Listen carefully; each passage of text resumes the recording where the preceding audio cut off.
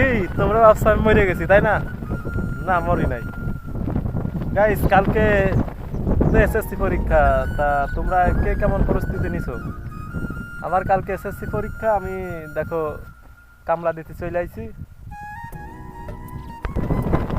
জানি না পরীক্ষায় পাশ করবো না ফেল করবো, আল্লাহ ভালো জানে। তা তোমরা আমার জন্য দোয়া করবার জন্য, পরীক্ষায় ভালো কিছু করি। গরিব ঘরের সন্তান, তাই কাজ করে খেতে হয়। দেখো আজকে সকাল থেকে অনেক ধান কাটছি। আল্লাহর রহমতে আমি সব কাজ কামি পারি আল্লাহর রহমতে।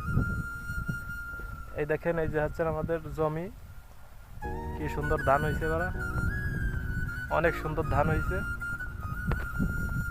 তো গাইস, তোমরা আমার মতন কে কে এইরকম পরীক্ষার্থী হয়েও কাজ করতেছো কমেন্টে বলে যাবা।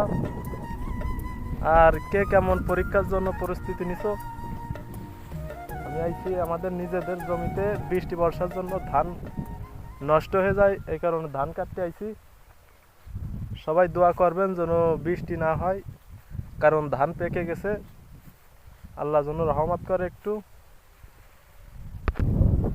আমার জীবনে অনেক আশা যে আমি ভালো একজন স্টুডেন্ট হব, কিংবা একটা সচ্চরিত্রবান লোক হব। আল্লাহ যেন আমার এই আশাটা পূরণ করে। এখন গরিব ঘরের সন্তান, তাই ভালোভাবে পড়াশোনা করতে পারি না, কাজ কাম করে খেতে হয়। দোয়া করবেন আপনারা যেন আমার মনের আশা পূর্ণ হয়। আরেকটা মনের বড় আশা ছিল গাইজ, যে আমি যদি জীবনে কোনোদিনও ইউটিউবে কাজ করতে পারি, মানে একজন ইউটিউবার হতে পারি, আল্লাহর কাছে সেইটাই আমার দুনিয়াতে সব থেকে বড় চাওয়া হবে। মনে অনেক আশা যে একজন ইউটিউবার হব, ভিডিও বানাবো, মানুষজন দেখবে, পরিচিত লাভ করব। আমার মতন আপনাদের কি এইরকম মনে ইচ্ছা আছে? আল্লাহ এবার ধান দিছে অনেক সুন্দর, দেখেন। তাই ধান কাটতে কাটতে ভাবলাম যে একটা ব্লগ বানাই, যে যদি আল্লাহ রহমতে যদি কিছু হয়, তো সবাই আমাকে সাপোর্ট করবেন।